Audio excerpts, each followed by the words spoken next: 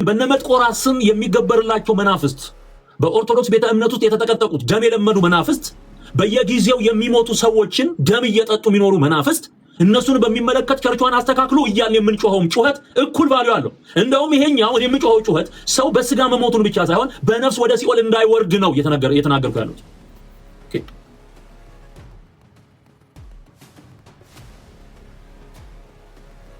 ኦኬ ሶ እንደዚህ አይነት ሲቹዌሽን ተጠቅመው የፖለቲካ ለመስራት የሚፈልጉ ሰዎች እንዳሉ የታወቀ ነው፣ የተገለጠ ነው። እንደሱ ባይሆን መልካም መሆን ያለበት እንዴት ነው? የትም ቦታ የሚገደለው ህዝብ የኔ ነው የኔ ወገን ነው ብሎ አብሮ ሲጮህ፣ የትም ቦታ በምስራቅም በምዕራብ በሰሜንም በደቡብ በየትኛውም ስፍራ የሚፈጠሩ ችግሮችን በሚመለከት እኩል ቫልዩ ሰጥተ መናገር ስትችል እኔ እንዳደረኩት ያው ያደረኩት እንዳሉት አርሲም ላይ ደም መፍሰስ የለበትም። በሃይማኖትም ስም እየሄደ የሚሞተው ህዝብ መቆም አለበት። ትግራይም ላይ ደም መፍሰስ የለበትም። አማራም ላይ ደም መፍሰስ የለበትም። ወለጋም ላይ ደም መፍሰስ የለበትም። ከተቃወምክ ሁሉንም ነው የምትቃወም። ከጮክ ለሁሉ ነው የምትጮህ። ቤኒሻንጉል ጉሙዝ ላይ የሚፈሰው ደም የሰው ደም። ስለዚህ አሁንም እዚህ ቦታ ላይ የአርሲ ላይ እየተፈጸመ ባይዘው አንድ የሆነ ነገር አይደለም፣ በተደጋጋሚ እየሆነ ነው። ለዚህ ነው መፍትሄ የሚያስፈልገው ማለት ነው። እንደዚህ አይነት ሰዎች ማረፍ አለባቸው። የመጀመሪያው ነገር እሱ ነገሮችን ሁሉ የሰዎች ሀዘን ሳይወጣ እሱን ተንተርሶ ሊሰራ የሚችል የሆነ ፖለቲካ ፈልጎ የሚጮሃል። እንደዛ መሆን የለበትም። እኩል ሰብአዊነት ማለት እሱ። በሃይማኖትም ስም እየሄደ የሚሞተው ህዝብ ሊገድህ ይገባል። አትደብቅ፣ ተናገር። ለምንድን ነው በአርሴማ ስም ሰው እየሄደ የሚያልቅ? ዋይ ለምን?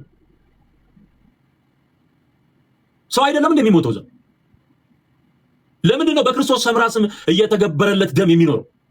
ጥምቀት ምናምን እንትን ወጣ በተባለ ቁጥር ሰው የሚሞተው ለምንድን? ለምን? ኦኬ። ስለዚህ እውነተኛውን የእግዚአብሔርን መንግስት ወንጌል ሰዎች አምነው ንስሐ ገብተው ጌታን ተቀብለው እንዲድኑ እንናገራለን። በየትኛውም አይነት ስፍራና አቅጣጫ በግፍ የሚገደሉ ሰዎችን ሞት እንቃወማለን። በየትኛውም ስፍራ በየትኛውም ሁኔታ ግድያ የሚባለውን ነገር ሁሉ እንቃወማለን። የሰው ደም መፍሰስ የለበትም። ሰው መሞት የለበትም። ይሄን የሚያደርጉ ደግሞ ቅጣት አለባቸው። ተመልከት፣ እግዚአብሔር ይፈርዳል። ሰውየው ምንም ይሁን ምን በእግዚአብሔር አሰራር ውስጥ ደም አፍስሷል፣ ደሙ ይፈሳል። አለቀ። ደሙ ይፈሳል። ሰው ያረደ የሰው ደም ያፈሰሰ ምንም ምክንያት አለኝ ብሎ የፈለገ ይደርድር ምክንያቱ፣ እግዚአብሔር ግን ይቀጣዋል። ከእግዚአብሔር ዘንድ የሆነ መፍትሄ አለ። ሶ ይሄንን ነገር ማስተዋል ችያለሁ። አንዳንድ ቦታ ላይ በሃይማኖት ስም እየጠፋ ያለ በጣም ብዙ ህዝብ እየሞተ አይናገሩም። የሆነ ቦታ ላይ ግን ይናገራል። ትኩረት ማይሰጧቸው ነገሮች አሉ። አየው፣ ይሄ መስተካከል ያለበት ነገር ነው ማለት ነው። በጀልባ እየሄደ ያለቀው ህዝብ ያው ሰው ነው። አሩሲ ላይ የሚሞተው ያው ሰው ነው፣ የሰው ልጅ ነው።